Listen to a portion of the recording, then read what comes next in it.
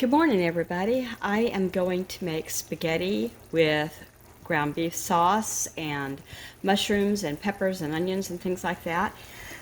So that's what I've got going right here is the ground beef. And then when that's all done, I'll just fill this big pot with water and pasta and we'll mix them together. We mix our spaghetti together rather than just put it on the plate and sauce on top. I think a lot of people do it where it's separate, but that's how we do it. And then we eat it left over until it's gone. So I've got a project today. Welcome to my channel. My name is Kendra and this is my project for the day. Look at that. I think I'm going to organize this out, put things in a manner where I can get the drawer open and closed easily every time. And the Thanksgiving preps are just going to be way easier. For the actual Thanksgiving day, I'm hosting and I'm going to have a, I'm looking outside. There is a giant, it's a boy and a girl squirrel. One was huge. Yeah, I saw it too. Anyway, for the day of Thanksgiving, I'm going to put the silverware that's going to be used by the family up on top of here. It's still got to be cleaned off. I'm going to let you know these dogs are losing their minds. So the ground beef got done. It's just 1 pound, in those chubs, those 1 pound chubs. And I drained off the grease, and let's see, it's right here. And then I added an onion, some Italian herbs, salt, pepper, onion powder, and some actual chopped onion. I had a leftover one in the refrigerator that I thought I'd go ahead and use, because it's there and I don't want to waste it. And you can see some bell peppers in there because I've got some bell pepper here, and I'm going to add chopped mushrooms to that and put them in before I start with the sauce. I won't cook them until they're floppy, but I'll just get them, started.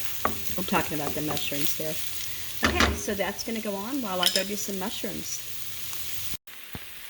Okay, so now I have the onions, the green bell peppers, and the mushrooms in here. I think these are Bella mushrooms. And I cut them kind of big because everybody likes them a lot and are always looking for them, and so they can find them easier when they serve themselves up. Okay, and then, basically I'm going to show you what I've got for sauce. Never mind this mess here, things that I'm doing and trying to figure out. But anyway, I'm just going to use the Hunt's traditional sauce. I'm going to use 2 cans. Remember, this is for 5 adults, so 2 cans of that, a small can of petite diced tomatoes, and a larger can of crushed tomatoes with rich puree, whatever that is. And then I'm just going to use regular pasta, spaghetti style. Let me see what I have. Sorry about the noise of the exhaust fan. I've got the water going here to, boil the spaghetti, and I'm just using this Great Value regular spaghetti, not thin, not anything, just spaghetti. And you can see there I paid 92 cents for it. I think that's it for the spaghetti. Oh, I'll show you what it looks like over here now that the mushrooms and peppers and everything are all cooked down. They're just chilling here waiting, not literally chilling. They're waiting for the noodles to be done, pasta. And then when I drain the pan, I'll put the meat and mushrooms and veggies in it with the pasta. And then I'll give the sauce some time to meld together, because I'm using crushed tomatoes and regular sauce, and I might put some basil and oregano and who knows what else in it by taste, right? Okay, I'm out front to sit for a little while. It's been getting down into the 20s at night, and that won't stay the same. When the rain comes back in, the temps go up to the high 40s or low 50s in the wintertime if it rains. Of course, if it gets cold when it rains, we have snow, and we don't have that much snow here typically. Anyway, I wanted to tell you, while I was in making the pasta sauce and doing everything that I needed to do for that, I got a call from my daughter that one of my granddaughters had fallen at the playground, and they thought she was okay. They patted her and told her she was good, but then when she got home later on, she started crying that her head hurt. She had such a bad headache.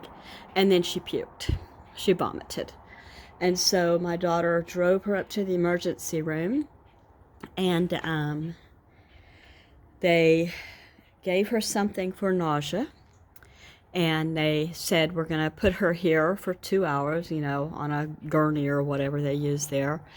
And we're going to watch for 2 hours. And while they were evaluating, watching, and she'd had the anti-nausea medication, she vomited 3 more times. And so they said, yeah, we're going to do a CAT scan. So while they were setting that up, she decided she felt better, and she stood up and she danced. And I said to my daughter, it's probably my phone, you know, it's probably a bad idea. Don't let her dance. She might be off balance. She might be having a personality difference. We don't know. Have her sit or lay. Anyway, CAT scan did, you know, what the CAT scan does. They evaluated it, and she had a clear CAT scan, and they said, she's good, send her home. So I don't have any experience with a bad concussion. They called it a mild concussion, not a bad concussion. It's a mild concussion, and you will have a vomit and, you know, all that kind of thing. Well, I don't know about aftercare. I'm going to research this because I don't know what they told her, and I'd like to know a little bit more myself. Have you ever had a kid with a concussion? Or anyone in your life? I only know about ball players with concussions, you know, football and that kind of thing. And I know how they can stumble around for a week later, as happened this year. So anyway, that is so much. I was so worried, and I was just trying to keep my mind still and not worry about it. But you know how it is when it's a child, and especially a child of yours. And I'm not mentioning her name because I don't have her mother's permission to do so, but I know you know who she is. Okay, so here is the finished product, and it is only 3:24 in the afternoon here. This will just set on the stove top, you know, covered, so that nothing lands in it. And they'll eat it as they roll in, and they'll eat it again tomorrow for lunch. I know them. That's all I have to say.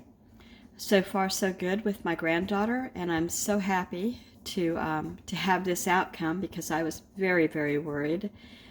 When she called and said they were on their way to the ER, my first thought was to call her back and tell her, don't stop at the ER, go straight to Seattle Children's, because that's how I roll.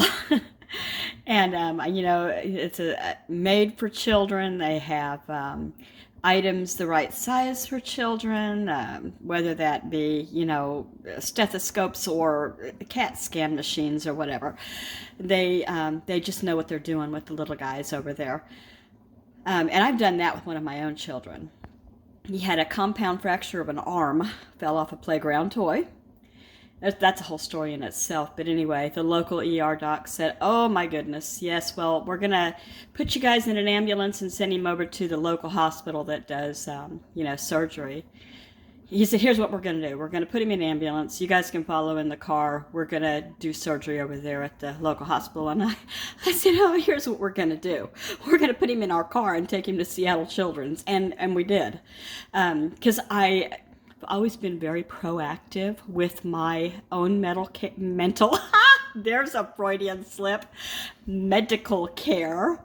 My husband would have loved that. And so I feel like that with my children, and they're not children now, so I don't do that anymore, obviously.